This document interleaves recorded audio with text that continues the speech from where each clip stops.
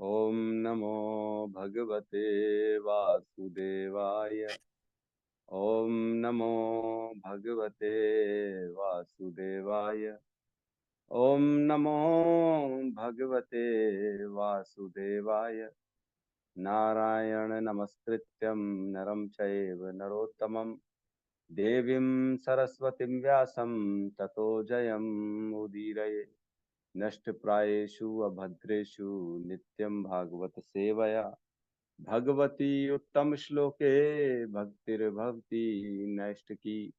कृष्णाय वासुदेवाय देवकी नंदनाय च नंद गोप कुमाराय गोविंदाय नमो नमः। जय श्री कृष्ण चैतन्य प्रभु नित्यानंद श्री अद्वैत गदाधर श्रीवासादि गौर भक्त वृंद। हरे कृष्णा कृष्णा कृष्णा हरे हरे, हरे राम राम राम हरे हरे। हरे कृष्णा कृष्णा कृष्णा हरे हरे, हरे राम राम राम हरे हरे। हरे कृष्णा कृष्णा कृष्णा हरे हरे, हरे राम राम राम हरे हरे। हरे कृष्णा। सबका स्वागत है। गौतम प्रभु आज क्यों वीडियो ऑफ किए हो, क्या बात है? सब ठीक है, कुशल मंगल है कि नहीं?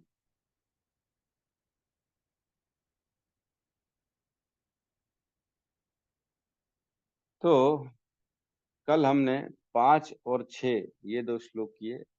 पहला स्कंद और दूसरा अध्याय, श्लोक क्रमांक 5 और 6। आवाज आ रही है मेरी सबको? जी प्रभु जी। ठीक है, क्या बात है। तो आज कोई मुखड़ा ही नहीं दिखा रहा है प्रभु जी, क्या बात है? सब ठीक तो है? हैं? ऐसा लगता है हम खाली जो है ना मोबाइल से बातें कर रहे हैं, यंत्र से। यंत्र आरूढ़ माया, या माया के प्रकोप में है। व्यक्ति रहता तो ऐसा लगता है हाँ ठीक है, कोई सुन तो रहा है। ठीक है। तो हमने कल 6 और 7, नहीं 5 और 6 ये श्लोक किए, है ना। 5वें नंबर में हमने पढ़ा, हे मुनियों, आपने मुझसे ठीक ही प्रश्न किए हैं। आपके प्रश्न प्रशंसनीय हैं, क्योंकि उनका संबंध भगवान श्री कृष्ण से है और इस प्रकार वे विश्व कल्याण के लिए हैं। ऐसे प्रश्नों से ही पूर्ण आत्मतुष्टि हो सकती है। तो दो चीजें, तीन चीजें बताई गई। एक तो चर्चाएं क्या करनी चाहिए हमारे को कृष्ण के बारे में, जिससे हमारी आत्म को संतुष्टि मिल सके। फालतू की चर्चा नहीं करनी चाहिए। प्रश्न ऐसे पूछने चाहिए जो सब्जेक्ट से रिलेटेड हो, टॉपिक से रिलेटेड हो। बकवास नहीं करनी चाहिए, उल जलूल प्रश्न नहीं पूछने चाहिए। मेरा बैग गुम गया, मेरे सर में दर्द है, मेरे बच्चे की शादी कब होगी, है मेरी नौकरी कब लगेगी, ये सब सवाल जो है वैष्णव से नहीं पूछना चाहिए। उनसे कृष्ण से, टॉपिक से, कथा से रिलेटेड प्रश्न ही पूछने चाहिए। और इन सब चीजों में एक एथिक्स होता है, एक प्रश्न पूछने का तरीका होता है। ऐसा नहीं कि कभी भी किसी भी समय बीच कथा में ही मेरा प्रश्न है, फिर कुछ प्रश्न पूछ लेते हैं। वो पूछते हैं, एक मैं वीडियो कभी कभी देखता हूँ, स्क्रॉल करते करते आ जाता है। बोलते हैं सीता के भाई का नाम क्या था, राम की मौसी का नाम क्या था, इस टाइप का सवाल करते हैं लोग। अरे क्या करना है तुम्हारे, फिर भी लोग करते रहते हैं। ठीक है। फिर आगे 6वां नंबर श्लोक, जो कि बहुत इंपॉर्टेंट है ना। सब है पुंसाम परो धर्मो, है ना, ये तो भक्तिर अधोक्षजे, है ना। अहेतुकी अप्रहित अप्रतिहता यह आत्मा सुप्रसिद्धति, है ना। इसे बोलते हैं संपूर्ण मानवता के लिए परम वृत्ति धर्म क्या है, जिसके द्वारा सभी मनुष्य श्री भगवान की दिव्य प्रेमा भक्ति प्राप्त कर सकें। ऐसी भक्ति निस्वार्थ तथा अखंड होनी चाहिए, जिससे आत्मा पूर्ण रूप से तुष्ट हो सके, है ना। तो धर्म क्या है? एक होता है शरीर का धर्म और एक होता है आत्मा का धर्म। शरीर का धर्म तो अनेक धर्म होते हैं, पुत्र धर्म, पति धर्म, पत्नी धर्म, पड़ोसी धर्म, राष्ट्र धर्म, है ना, समाज धर्म, राज धर्म, अलग अलग धर्म होते हैं। लेकिन परो धर्म क्या है? वो है भक्तिर अधोक्षजे, भक्ति करनी है कृष्ण की, ये परो धर्म है ना। तो ये हमने बहुत इंपॉर्टेंट श्लोक है, मैंने बताया क्वेश्चन नंबर 1 और 2 के आंसर यहीं पे छुपे हुए हैं। छठा नंबर श्लोक जो है वो भी आंसर है, 7वां नंबर श्लोक जो हम करेंगे वो भी आंसर है, 8वां नंबर श्लोक भी आंसर है। तो अभी आंसरों की बारी आती जा रही है धीरे धीरे। तो बताते जा रहे हैं कि किस प्रकार जो प्रश्न पूछे गए हैं कि जन कल्याण, जन समूह के लिए सबसे श्रेयस क्या है, उनका कल्याण किसमें है और आसानी से कैसे प्राप्त किया जा सकता है उसको। प्रश्न नंबर 1 था ना कि, और दूसरा क्या था, सभी शास्त्रों का सार क्या है, ये बताइए। तो हमने चर्चा करी। तो मैंने कल एक छोटा सा होमवर्क दिया था, श्लोक नंबर 6 किसी ने याद किया है तो हम बिल्कुल ले सकते हैं। तो हम श्लोक नंबर 7 में प्रवेश करते हैं। श्लोक नंबर 7 सभी दोहराएंगे साथ में। वासुदेवे भगवती वासुदेवे भगवती भक्ति योग प्रयोजितः भक्ति योगः प्रयोजितः अध्याय पढ़ाते हैं। नहीं है ही नहीं उसमें, श्रीमद् भागवतम है, अद्भुत गीता। अरे अनम्यूट हो जा रहा है, ठीक है। जन्यत्याशु वैराग्यम जन्यत्यासु वैराग्यम् ज्ञानम च यत् अहेतुकम् ज्ञानं च अहेतुकम् रिपीट करेंगे। वासुदेवे भगवती वासुदेवे भगवती भक्ति योग प्रयोगितः श्रीमद् भागवतम अरे है। दिखाओ ना। जनयति याशु वैराग्यम जन्यत्यासु वैराग्यम् ज्ञानम च यद अहेतुकम् ज्ञानं च यत् अहेतुकम्। हरे कृष्ण।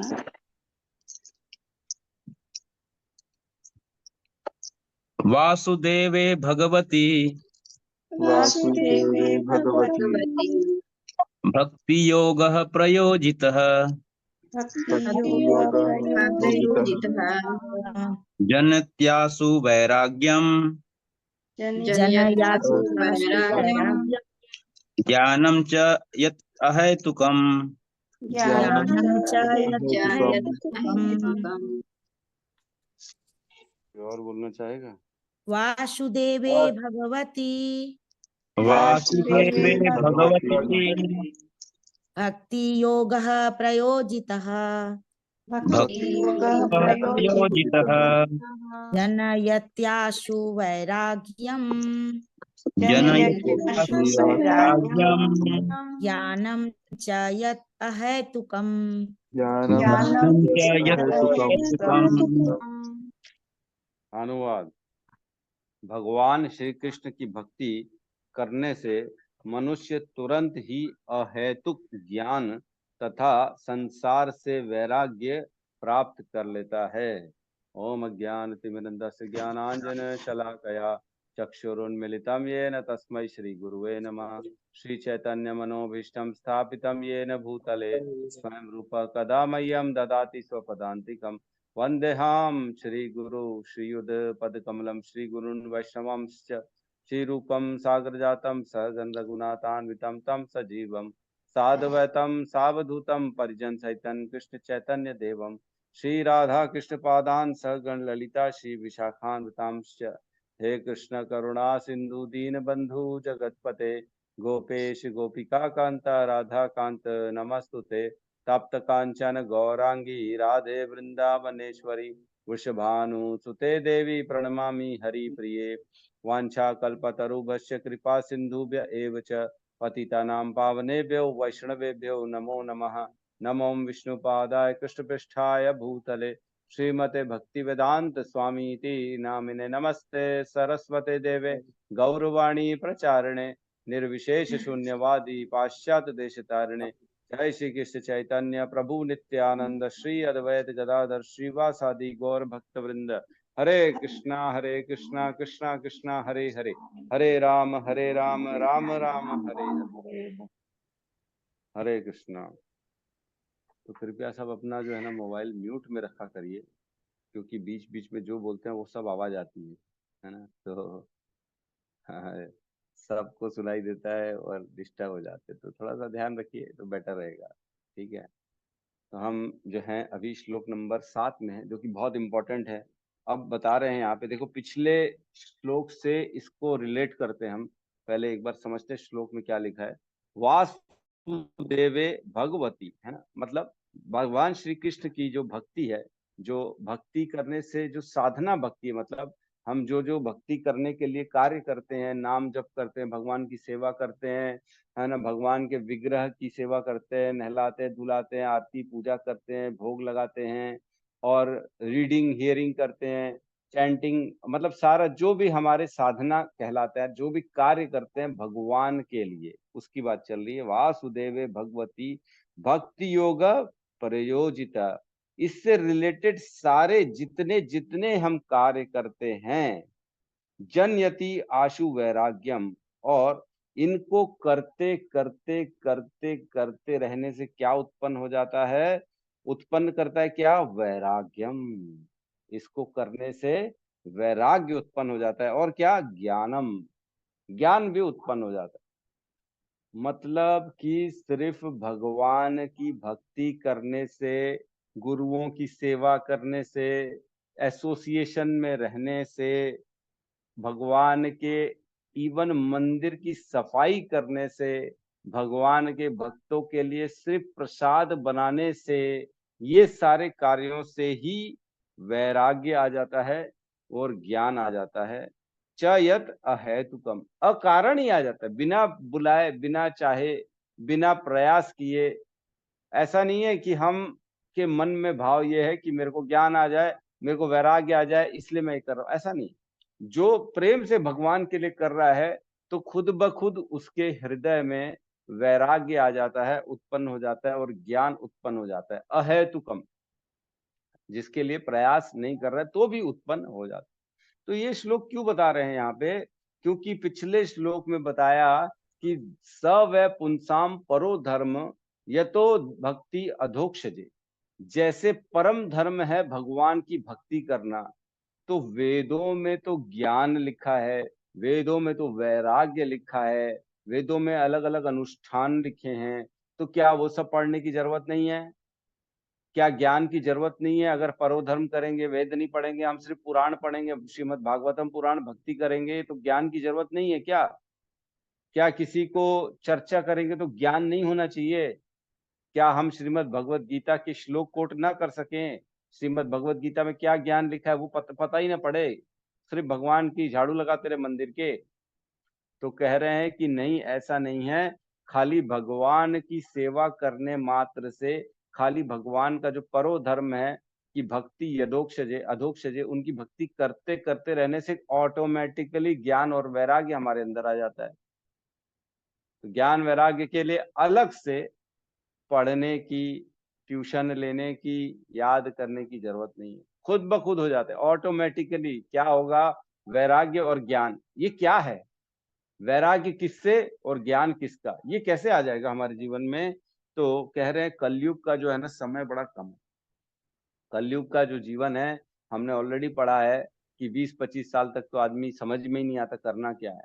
उसके बाद थोड़ा बहुत समझ में आता है, तो वो परिवार का बोझ, वर्णाश्रम का बोझ, पत्नी, बच्चे, माता पिता, सबका काम करना है, और साथ ही साथ भक्ति करनी। तो 50 साल तक तो जो है उनके सारे स्वधर्म को करना पड़ेगा, उससे पीछे नहीं हट सकते। स्वधर्म करते करते थोड़ी थोड़ी भक्ति करेंगे, तो समय कहाँ है हमारे पास? वेद पढ़ने का समय कहाँ है? धर्म करने का समय कहाँ है? कैसे हम सब चीजों को समझेंगे? तो कह रहे हैं कि समय नहीं है, इसलिए खाली आप भक्ति करोगे तो सब कुछ स्वतः खुद ब खुद उत्पन्न हो जाएगा आपके अंदर। तो हम लोग भगवत गीता में पढ़े थे 20 बिंदु ज्ञान के, याद है कि नहीं है? जिसमें 20 पॉइंट्स बताए गए थे ज्ञान के। मेरे ख्याल से 13वें अध्याय की बात है ना?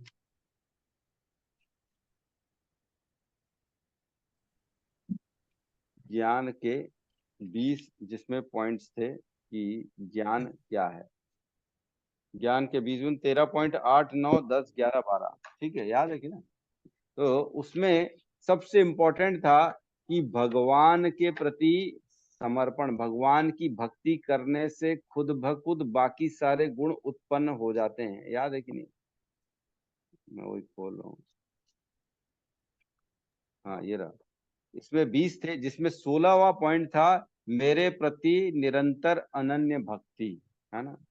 इस श्लोक में था विनम्रता, दंभहीनता, अहिंसा, सहिष्णुता, सरलता, प्रमाणिक गुरु के पास जाना, पवित्रता, स्थिरता, आत्म संयम, इंद्रिय तृप्ति के विषयों का परित्याग, अहंकार का अभाव, जन्म मृत्यु वृद्धावस्था तथा रोगों के दोषों की अनुभूति, वैराग्य, सनातन सनातन स्त्री, घर तथा अन्य वस्तुओं की ममता से मुक्ति, अच्छी तथा बुरी घटनाओं के प्रति संभाव, मेरे प्रति निरंतर अनन्य भक्ति और एकांत स्थान में रहने की इच्छा, जन समूह से विलगाव, आत्म साक्षात्कार की महत्ता को स्वीकार करना तथा परम सत्य का दार्शनिक खोज। इन सब को मैं ज्ञान घोषित करता हूं और इसके अतिरिक्त जो भी है वह सब अज्ञान है। ये हमने पढ़ा था 13.8, 9, 10, 11, 12। इसमें ये 20 ज्ञान है जिसको भगवान घोषित करते हैं कि यही ज्ञान है, इसके अलावा और कोई ज्ञान नहीं है। याद है कि नहीं याद है? ठीक है। तो वहां पे हमने पढ़ा कि भगवान के प्रति निरंतर अनन्य भक्ति से मात्र से बाकी सारे गुण उत्पन्न हो जाते हैं, अलग से गुण उत्पन्न करने की जरूरत नहीं है। ठीक है। तो एक श्लोक और आता है, बहुत इंपॉर्टेंट श्लोक है, जो कि उसमें कहते हैं कि 2.59, ठीक है।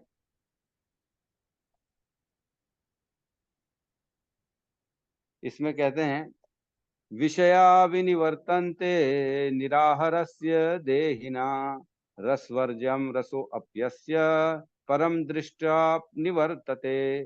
देहधारी जीव इंद्रिय भोग से भले ही निवृत्त हो जाए, पर उसमें इंद्रिय भोगों की इच्छा बनी रहती है, लेकिन उत्तम रस के अनुभव होने से ऐसे कार्यों को बंद करने पर वह भक्ति में स्थिर हो जाता है।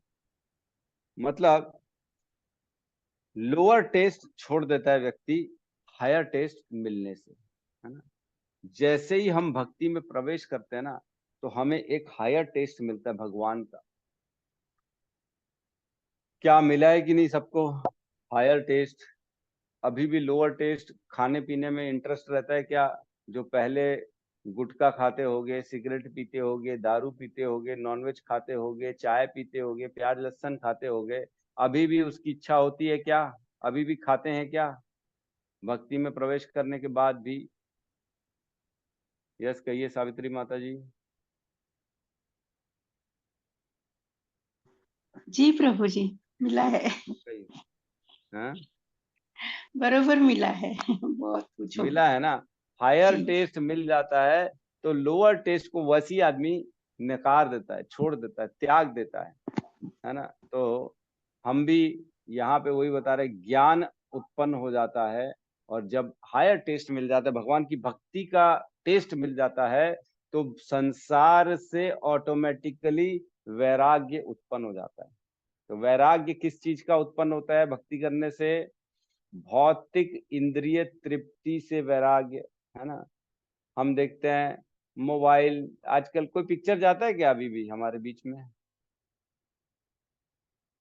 मूवी थिएटर, कल ही नहीं मैं प्रभु, नहीं एक जाते, नहीं प्रभु जी, नहीं जाते नहीं जाते, हैं। टीवी नहीं देखने को ही जाते, नहीं मन करता। टीवी देखने टीवी भी कोई नहीं मन नहीं देखते हैं करता। प्रभु जी। बताओ, इतना इतना वैराग्य हो गया कि टीवी भी नहीं देखते। और पहले इस्कॉन से जुड़ने से पहले टीवी देखते थे कि नहीं देखते थे? सारे सीरियल देखती थी प्रभु जी। सीरियल देखते थे। अनुपमा, सास भी कभी बहू थी, है, ससुर भी कभी दामाद था। है कि नहीं? सब देखते थे, अलग अलग तरह तरह की पिक्चरें देखते थे। तो कहने का मतलब है वैराग्य खुद ब खुद आ जाता है। भौतिक चीजों से हमारे को तोड़ने की जरूरत नहीं है। भक्ति करने से स्वतः आदमी जो है ना, नेगेटिव से दूर हो जाता है। अनुकूलस्य संकल्पः प्रतिकूलस्य वर्जनम। भगवान खुद ब खुद हमारे हृदय में बैठे हैं, हमारे गुरुओं के माध्यम से आदेश देते हैं कि छोड़ दो ये सब, ये सब कोई काम का नहीं है। 4 नियम हमारे को बताते श्रील प्रभुपाद ने, हमने उसको इस्कॉन ज्वाइन करते साथ ही छोड़ दिया। तो एक प्रश्न किसी ने प्रभुपाद से पूछा, प्रभुपाद इस्कॉन ज्वाइन करने के पहले ये 4 नियम फॉलो करने की इस्कॉन ज्वाइन करने के बाद ये 4 नियम फॉलो करने है। तो व्यक्ति बेचारे, एक बार क्या हुआ, हिज होलीनेस जय पताका स्वामी महाराज के पास दीक्षा के लिए एक माताजी गई, बंगाली माताजी कलकत्ता से गई और बोले अब तो मैं आज तो दीक्षा लेके रहूंगी, बोले अब मैं सारे नियम फॉलो करूंगी, 4 rules, no meat eating, no gambling, no intoxication और नो इलिसिट सेक्स। तो बोले लेकिन आज दीक्षा लेने वाली हूँ तो कम से कम आज भरपेट मछली खा लेती हूँ, अब आज के बाद मछली बंद। देखो हमारे महाराजों की दिव्यता भी ऐसी है। लिस्ट बनी थी, पूरी लिस्ट में हिज होलीनेस जय पताका स्वामी महाराज ने उस माताजी का नाम कटवा दिया। उनको पता नहीं कहाँ से पता पड़ गया, बोले नहीं इनका नाम हटाओ, ये नियम फॉलो नहीं कर रही। तो उनसे पूछा गया क्या माताजी आपने क्या नियम तोड़ दिया जो आप जो है आपको दीक्षा नहीं मिल रही है? अरे तो बोले आज ही तो मछली खा के आई हूँ मैं, सुबह सुबह घर से मछली खा के पहुंच गई। तो ऐसा है देखिए कि दीक्षा दीक्षा ले ली है, इस्कॉन ज्वाइन कर रहा है और उसके बाद दीक्षा के तुरंत बाद छोड़ दूंगी, इसका मतलब क्या है? अभी भी भोगों की वृत्ति बनी हुई है, मतलब आपका अंदर शुद्धिकरण नहीं हुआ, आप भक्ति में पूर्ण तरह तल्लीन नहीं हुए, आप इस धर्म को फॉलो नहीं कर रहे हो। जब तक पूर्णतया भक्ति में नहीं आता है तब तक ये रस, ये जो हायर टेस्ट है ये डेवलप नहीं होगा, है ना। तो भक्ति करते रहने से ऑटोमेटिकली ही जो है हमारा हृदय शुद्ध हो जाता है ना। तो हमारे चैतन्य महाप्रभु कहते हैं चेतो दर्पण मार्जनम भव महादावाग्नि निर्वापणम श्रेयस कैरव चंद्रिका वितरणम विद्यावधु जीवनम आनंदम बुद्धिवर्धनम प्रतिपदम पूर्ण अमृत स्वादनम परम विजय श्री कृष्ण संकीर्तनम सर्वात्मा स्थापनम परम विजय श्री कृष्ण संकीर्तनम। तो जैसे परम विजय, इसकी विजयी विजय, इसकी कभी भी पराजय नहीं हो सकती जो हरे कृष्ण महामंत्र, और इसको करने मात्र से हृदय की मलिनता खत्म हो जाएगी, दूसरों के प्रति गंदे विचार खत्म हो जाएंगे, भौतिक इंद्रिय तृप्ति से आसक्ति टूट जाएगी, ज्ञान उत्पन्न हो जाएगा। क्या ज्ञान उत्पन्न हो जाएगा? ज्ञान उत्पन्न हो जाएगा कि मैं ये शरीर नहीं हूं, मैं आत्मा हूं, है ना। ये ज्ञान उत्पन्न हो जाएगा कि मैं इस जन्म मृत्यु के चक्र में फंसा हुआ हूं। ये ज्ञान उत्पन्न हो जाएगा कि सब अपने अपने कर्मों के अनुसार भोग रहे हैं, सबको किसी का कोई दुख सुख ले नहीं सकता, इसलिए सबको अपनी अपनी यात्रा करनी है, अपनी अपनी यात्रा करनी है तो अपने अपने लिए मेहनत करनी है, कोई किसी को कुछ दे नहीं सकता, कोई किसी से कुछ ले नहीं सकता। ये ज्ञान आ जाएगा, अविद्या हट जाएगी कि मैं कौन हूं, मैं भगवान कृष्ण का अंश हूं, ये ज्ञान आ जाएगा। मुझे क्या करना है? भगवान की सेवा करनी। जीवेरे स्वरूप है कृष्णेर नित्य दास, मैं कौन हूं? मैं कृष्ण का नित्य दास हूं, ये ज्ञान उत्पन्न हो जाएगा। प्रीति हो जाएगी भगवान से। क्यों? क्योंकि तो भगवान ही तो हमारे पिता है। असली माता पिता कौन है? क्या हमको जिसने जन्म दिया है शरीर के, या असली माता पिता वो हैं जिसने माँ के गर्भ में हमको स्थापित किया, जिसने अनेक जन्मों में हमारा ख्याल रखा, हमारे खाने पीने रहने की व्यवस्था करी, अनेक जन्मों में वो हमारे माता पिता हैं एक्चुअल में। भगवान कहते हैं पिता अहम अस्यो जगतो धाता माता पितामहा वेद्यम पवित्र ओमकार ऋग साम यजुर एव च 9:17। इसमें कहते हैं मैं सबका पिता भी हूँ, सबका माता भी हूँ, सबका ख्याल करने वाला भी हूँ, खाना पीना देने वाला भी हूँ, और मैं सबका दादा भी हूँ। पिता अहमद से जगतो धाता माता पितामह, उनका रहना पहल खाना पीना सब व्यवस्था मैं ही करता हूँ, मैं ही हूँ सब कुछ, और कोई नहीं है। कृष्ण ही पिता है, कृष्ण ही माता है, और कोई नहीं है, कृष्ण ही दादा है। ये भाव हमको मन में रखना, ये ज्ञान उत्पन्न हो जाएगा। तो बेसिकली भक्ति से ही, भक्ति का बेसिकली भक्ति करने से ये बाय प्रोडक्ट आ जाता है ज्ञान और वैराग्य, ये बाय प्रोडक्ट है ना। माता जी लोग किचन में बनाती हैं, कभी कुछ बनाती है तो उसका बाय प्रोडक्ट छिल छिल के निकल जाता है तो कुछ और भी बना लेती है, बोले क्या करें ये निकला तो इसका भी बना दिया हमने। तो भक्ति से आध्यात्मिक कार्यों में बढ़ता है और भौतिक कार्यों से दूरी बढ़ती है। बेसिकली भक्ति करने से आध्यात्मिक में रुचि बढ़ेगी और भौतिक से अरुचि उत्पन्न हो जाएगी। और वैराग्य मतलब कि ऐसा नहीं है कि भगवान से वैराग्य हो जाता है, भक्तों से वैराग्य हो जाता है। वैराग्य मतलब ये है कि सांसारिक चीजों से वैराग्य उत्पन्न हो जाता है और ऐसी चीजों में अटैचमेंट बढ़ जाता है जिससे भक्ति मिल सके। जैसे कि हमने देखा वेद व्यास का अटैचमेंट अपने पुत्र की तरफ बढ़ गया था, दौड़ रहे थे अपने पुत्र के लिए। सुखदेव गोस्वामी, हे सुख, हे पुत्र, हे पुत्र, हे पुत्र, हमने पढ़ा। क्यों बोल रहे हैं? अटैचमेंट क्यों है? भक्ति है, वो आध्यात्मिक अटैचमेंट है, वो भौतिक अटैचमेंट नहीं है जैसे आज के अटैचमेंट होते हैं माता पिता का बेटे के लिए, हे बेटा मेरे को छोड़ के मत जाओ। वो नहीं है। ये इसलिए है ताकि ये ज्ञान श्रीमद् भागवतम मैं सुखदेव को दे सकूं और वो उसका प्रचार कर सकें, इसलिए दौड़ रहे थे वो अपने पुत्र के पास। तो भक्ति है क्या? अन्य अभिलाषिता शून्यम, ज्ञान कर्म आदि अनावृतम, अनुकूलेन कृष्ण अनुशीलनम, भक्तिर उत्तमम। सबसे उत्तम भक्ति कौन सी है? जिसमें सारी अभिलाषाएं शून्य हो जाए। सारी मीन्स अन्य, कृष्ण से रिलेटेड नहीं, अन्य अभिलाषिता शून्यम, बाकी सारी, है ना। तो एक श्लोक आता है, युक्त वैराग्य और जो है फाल्गु वैराग्य, है ना। तो उसमें कहते हैं अनासक्तस्य विषयान यथार अहम उपयुंजतः निर्बंध कृष्ण संबंधे युक्तम वैराग्यम उच्यते, है ना।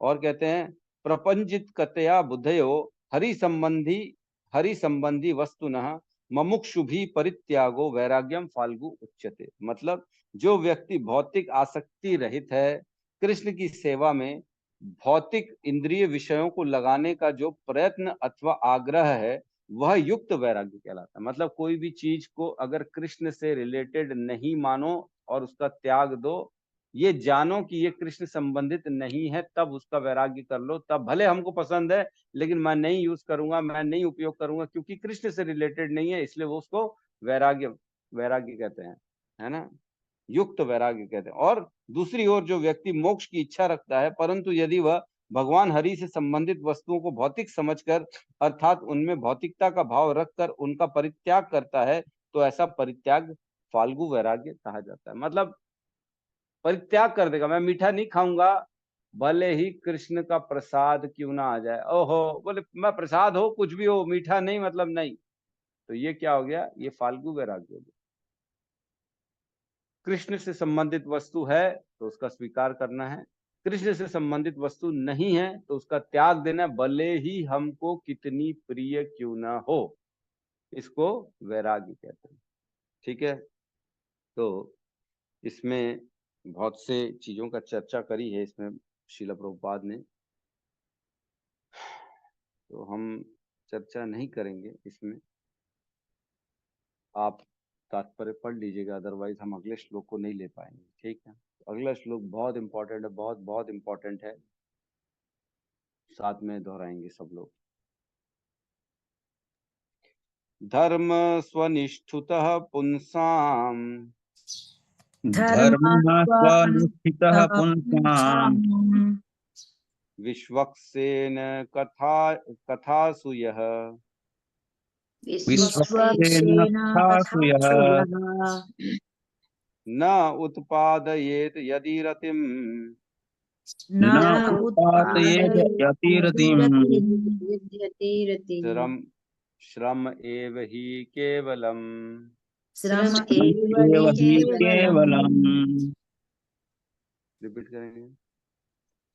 हरे कृष्ण प्रभु जी, दंडवत प्रणाम सभी को। धर्म स्वनिष्ठतः पुंसाम धर्मस्वानुष्ठितः पुंसाम् विश्वक्सेन कथासु यः विश्वक्सेन कथासु यः नोत्पादयेत् यतिरतिम् न उत्पादयेत् यतिरतिम् श्रम एव हि केवलम्। एव हि केवलम्। हरे कृष्ण। धर्म स्वनुष्ठिता पुंसां धर्मः पुंसाम् विश्वक्सेन तथासु यः विश्वक्सेन तथासु यः नोत्पादयेद्रतिम् न उत्पादयेत् गतिम् श्रमेव हि केवलम् श्रम एव केवलम्। कोई और बोलना चाहेगा?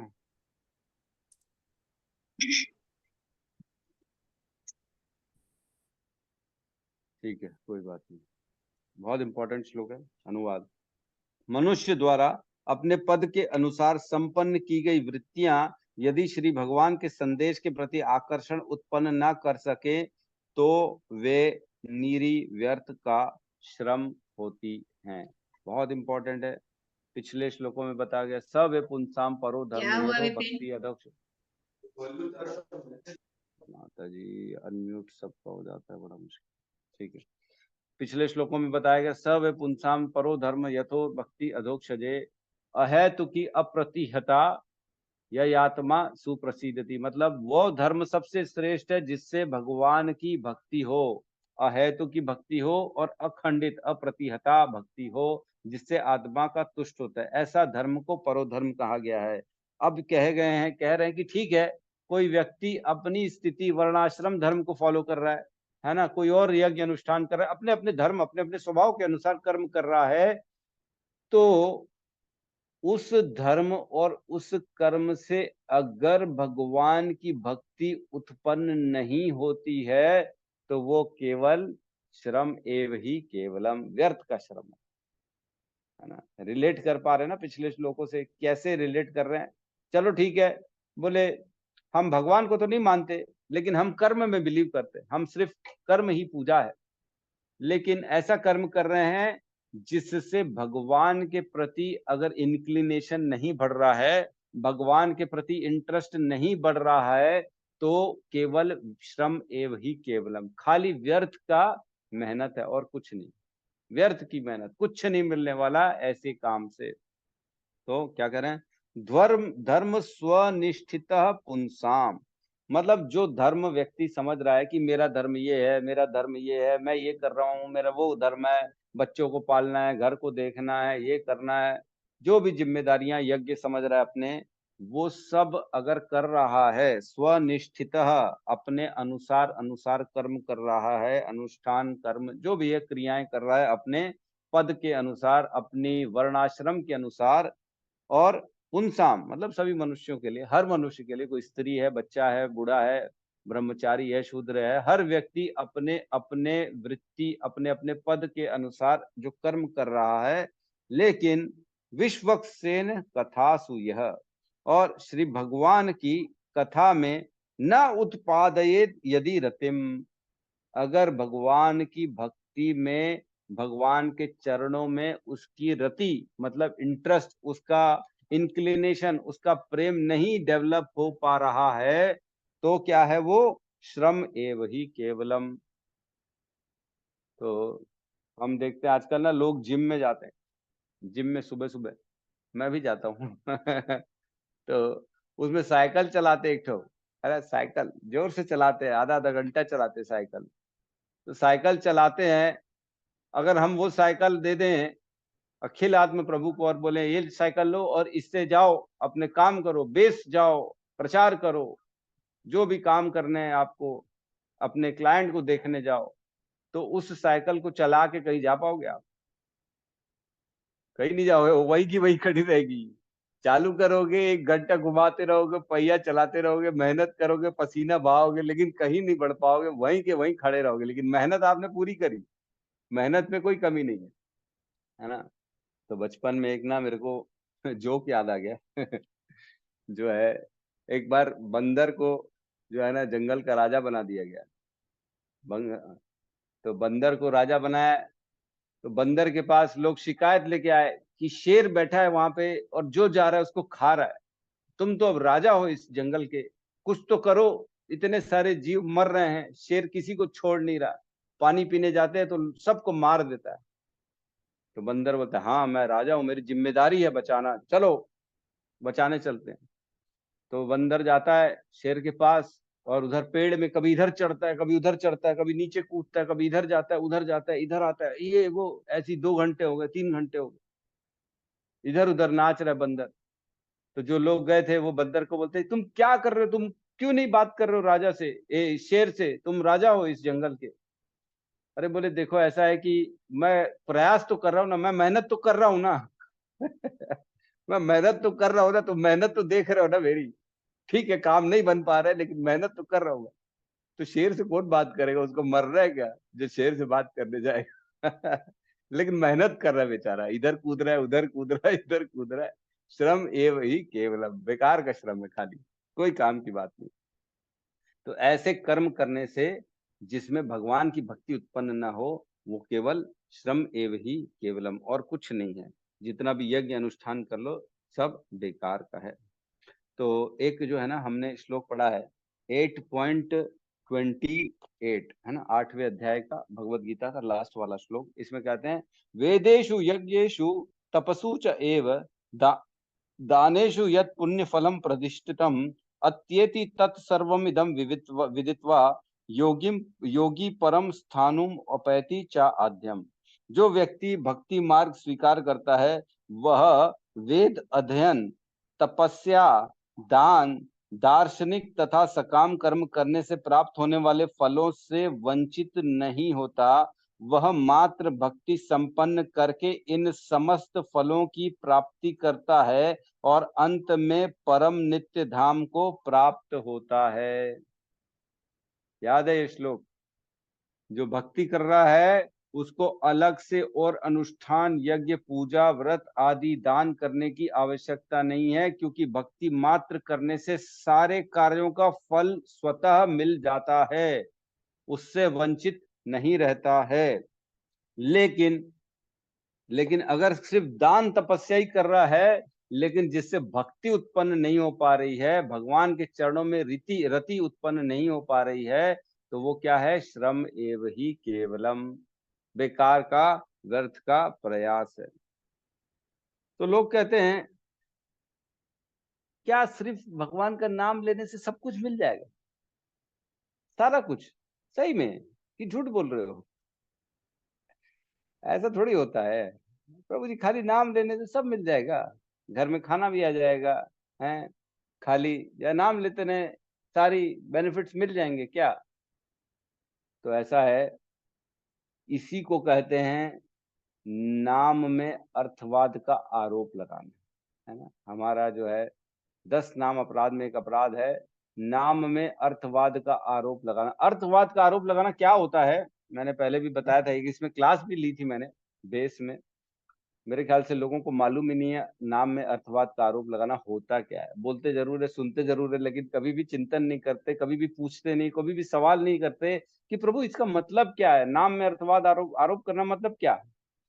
अर्थवाद मतलब कई जगह वेदों में लिखा है, जैसे ये कर्म करोगे, ये यज्ञ करोगे, ये दान करोगे, ये तपस्या व्रत करोगे, तो आप अनंत काल तक आजीवन कभी भी स्वर्ग से नीचे नहीं गिरोगे, अक्षय पुण्य मिलेगा, उससे आप हमेशा स्वर्ग में रहोगे।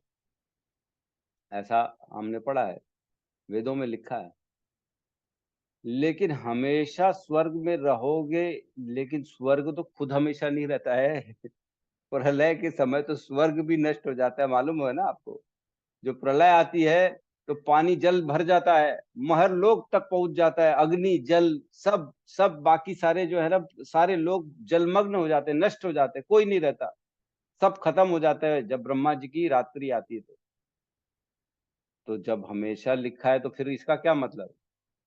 यही होता है अर्थवाद, मतलब बढ़ा चढ़ा के बताना कि नहीं नहीं, उसको उत्साहने के लिए कि हमेशा स्वर्ग में रहोगे तुम, लेकिन स्वर्ग ही हमेशा नहीं रहता है, लेकिन बहुत लंबे समय तक रहोगे लेकिन हमेशा नहीं रह पाओगे। लेकिन उपनिषदों में और वेदों में लिखा है हमेशा रहोगे, हमेशा। लेकिन हमेशा तो है ही नहीं, स्वर्ग नष्ट हो जाता है तो फिर कैसे रहोगे हमेशा? इसी को कहते हैं अर्थवाद का आरोप करना, मतलब बढ़ा चढ़ा के बताना। अर्थवाद मीन्स बहुत बड़ा बड़ा के बताना, है ना।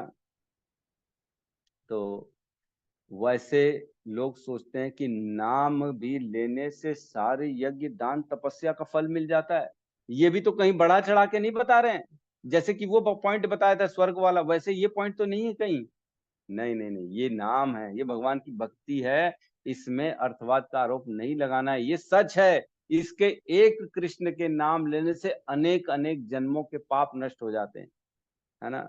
नाम का पुण्य जो है ना, वो कभी भी क्षय नहीं होता।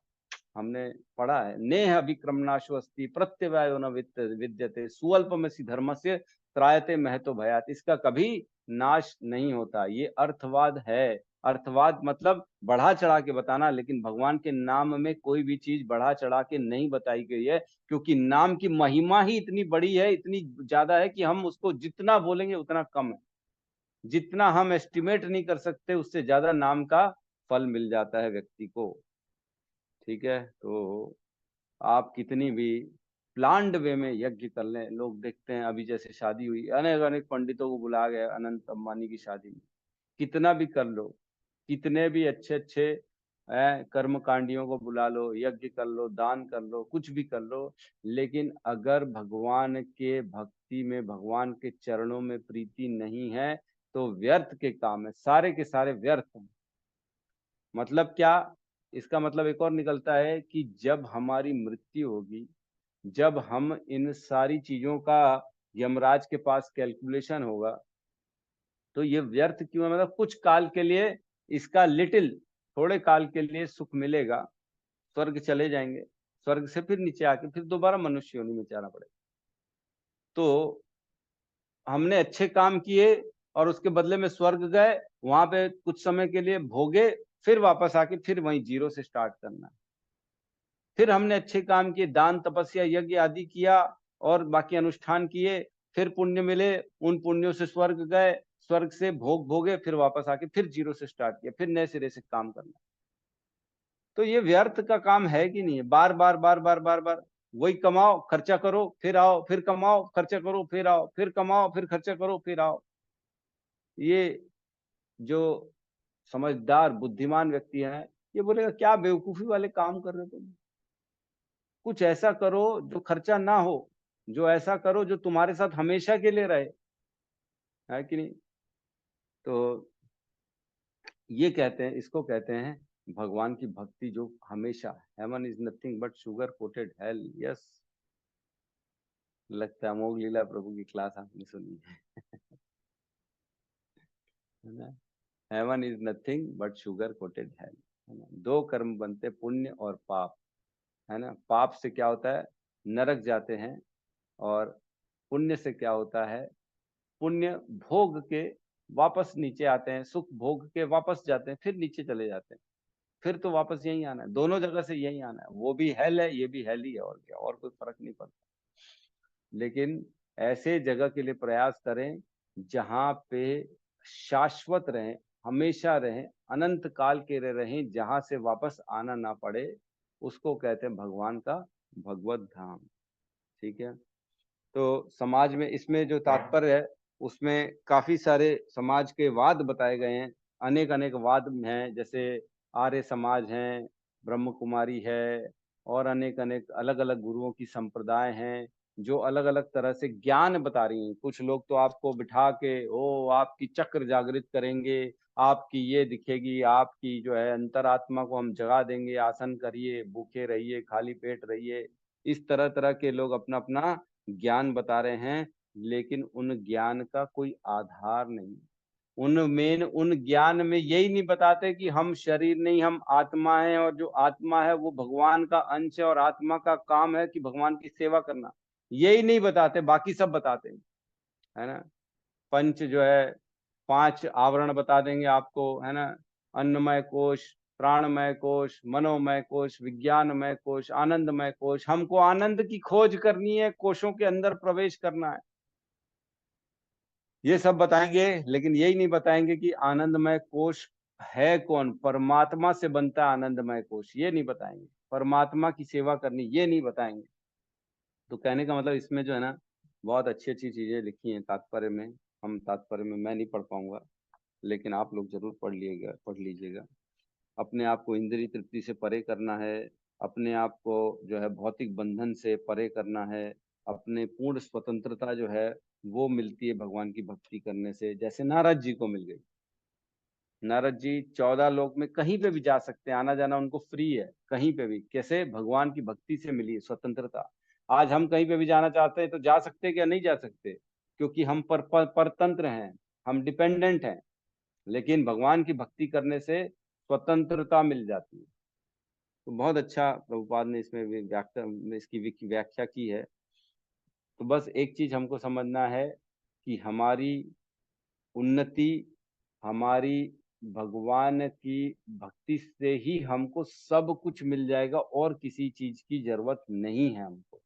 इस श्लोक से ये समझ में आता है। कुछ भी और करने के लिए एक्स्ट्रा एफर्ट्स, एक्स्ट्रा एंडेवर करने की जरूरत नहीं है। सिर्फ भक्ति में हर काम वो करें जिससे कृष्ण की प्राप्ति हो, तो हमारा जीवन का उद्धार है। हम अंतोदगत्वा फिर भगवत प्राप्ति हो जाएगी। हमारे जीवन का जो उद्देश्य है, जो मकसद है, वो पूरा हो जाएगा हमारा। ठीक है, किसी को कोई प्रश्न है तो हम ले सकते हैं।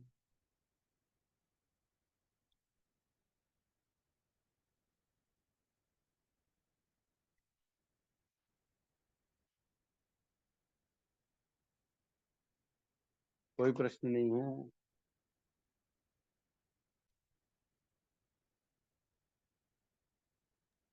हरे कृष्ण प्रभु जी। हरे कृष्ण माता जी। प्रभु जी, ये मेरा मोबाइल म्यूट बंद हो गया था।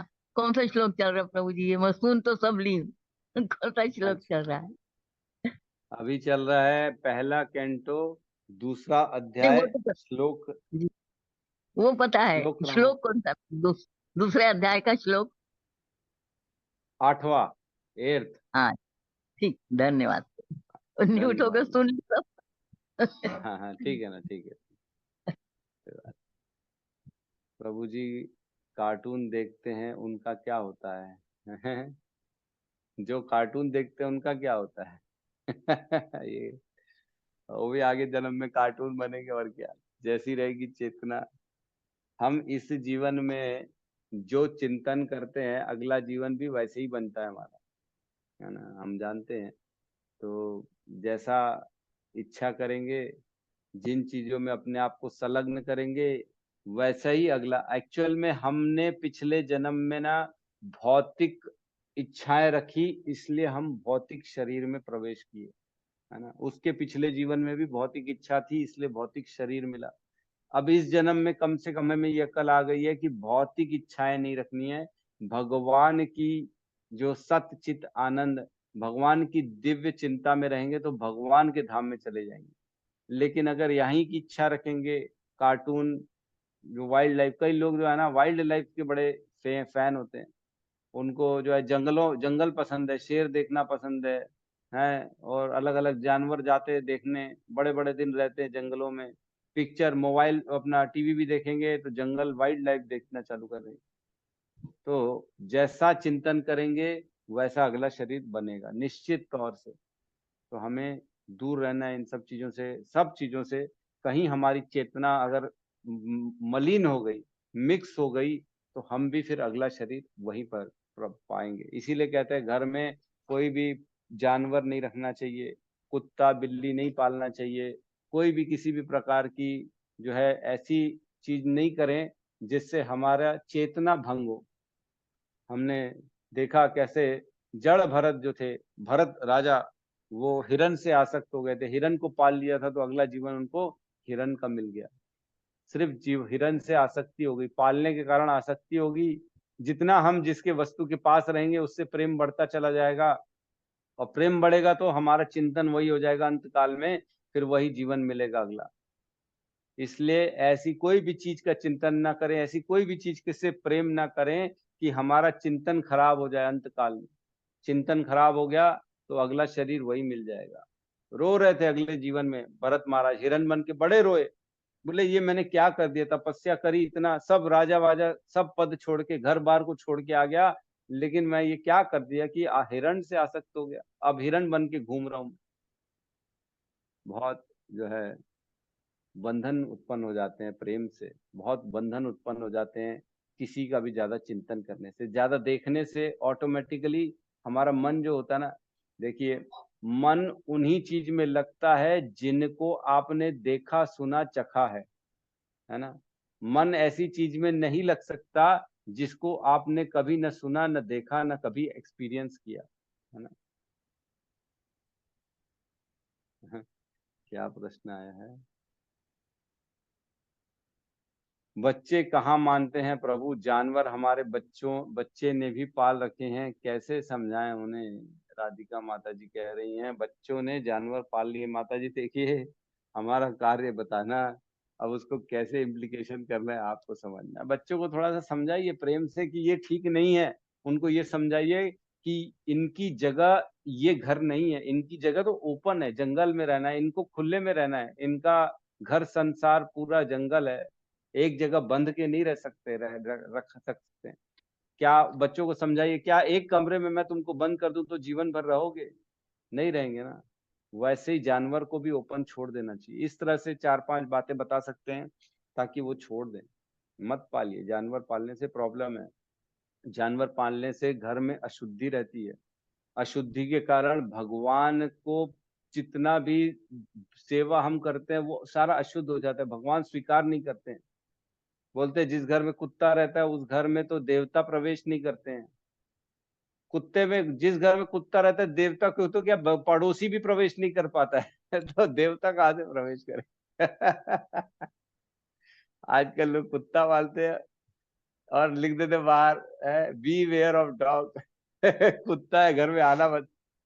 वे कोई आदमी च नहीं आता तो फिर भगवान कहाँ से आएंगे? यह अभिजीत जी कहिए। हरे कृष्ण प्रभु जी, हरे कृष्ण प्रभु जी, दंडवत प्रणाम। दंडवत प्रणाम। हम कह रहे हैं प्रभु जी, जैसे जानवर के बारे में कह रहे हैं, जो लोग गाय पालते हैं, उनका उनका क्या है?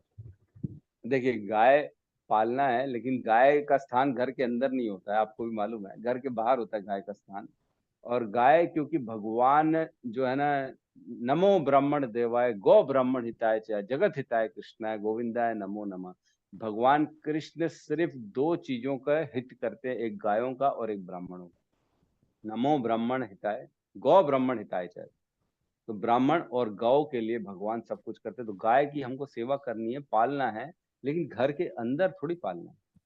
कुत्ता घर के अंदर आता है, गाय घर के अंदर नहीं आती। घर के बाहर आदमी उनकी व्यवस्था अलग से कर देता है। एक्चुअल में कहते हैं जो क्रम है 84 लाख योनियों का जो क्रम है, सबसे टॉप मोस्ट चेतना जो होती है मनुष्यों की होती है, लेकिन मनुष्य के जस्ट एक योनि पहले ना गाय की होती है। गाय के बाद आदमी मतलब जो आत्मा है उसको फिर मनुष्य का शरीर प्राप्त होता है।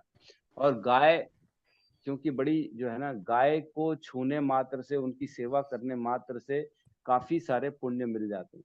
भगवान सारे देवी देवताओं गाय में रहते हैं, गाय में प्रवेश करते हैं। हम जानते हैं इवन जब स्थान नहीं मिला माँ लक्ष्मी, तो माँ लक्ष्मी गाय के गोबर में भी जो है प्रवेश कर गई कि ठीक है मेरे को गाय में रहना ही है लेकिन एक स्थान तो चाहिए। तो बोले कोई स्थान छूटा नहीं है, तो बोले ठीक है गोबर में भी मैं रह लूंगी, कोई प्रॉब्लम नहीं। तो गाय की जो है बात अलग है। गाय को हम कुत्तों से, बिल्ली से कंपेयर नहीं कर सकते हैं, है ना। ठीक है, हरे कृष्ण गाय को प्रभु पाल जी। सकते हैं। यस अमृत प्रभु, अखिल आत्म प्रभु कहिए।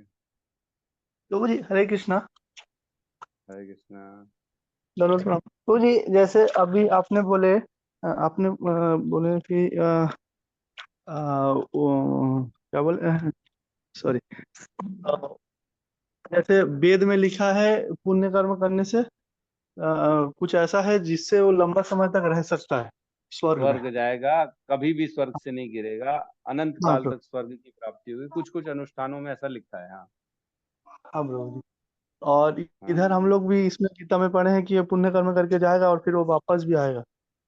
हाँ। तो स्वर्ग तो नहीं रहेगा आपने बोले, तो फिर कैसे प्रभु जी वो पॉसिबल है?